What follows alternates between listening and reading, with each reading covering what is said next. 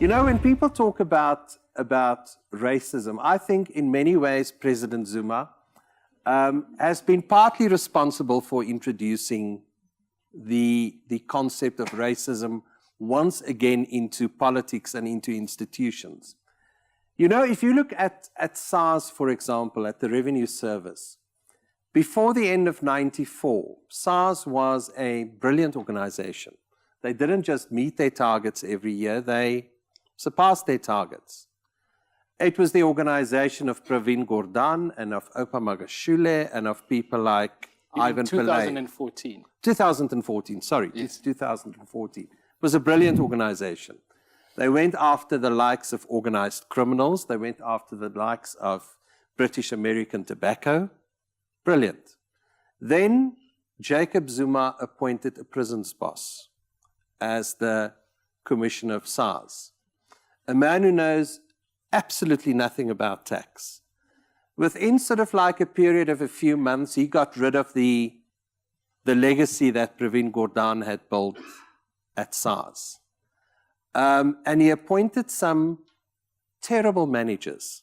I mean, his second in command has been stuffing cash into the ATM into his account, for example, and nothing happened. You know, there are big tax evaders. Somebody like Mr. Robert Wang, who owes R1 billion in tax, are getting away with it because he's not pursuing them because of their political connections. SARS is having a shortfall of 50 billion rand this year. They had a shortfall of 30 billion rand last year. And I think the immediate future looks extremely bleak. Because what are we going to do if we can't fill the fiscus? What are we going to do if we're going to get to a point, because we must now find 50 billion. How are we going to find it? I don't know. But we have to find 50 billion. And it might even be more. What is going to happen the day we can't pay social grants, for example? We pay 17 million social grants every month.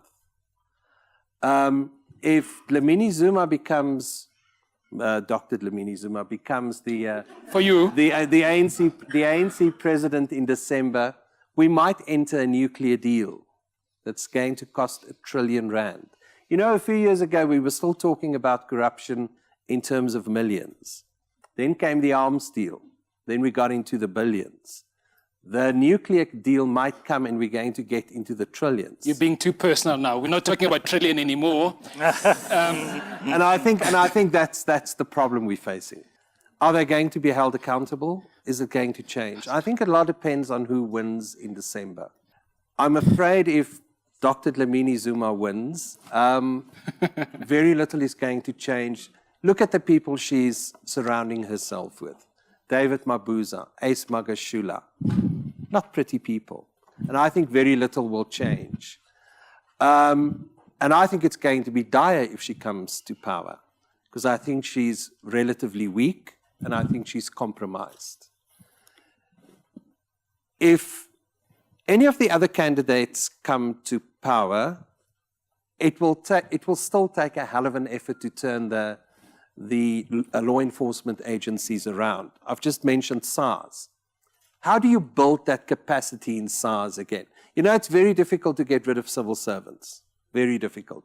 You need lots of money. You suspend them and they sit at home for a couple of years earning their salaries.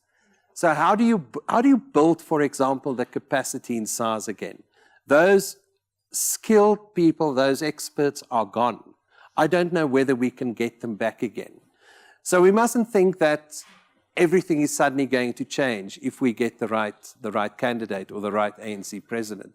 It's going to take a long, long time, and it's going to take lots of political will to charge people. There's lots of rot in the police. There's lots of rot in the intelligence services. We have to weed them out. It's going to take time. It's not easy.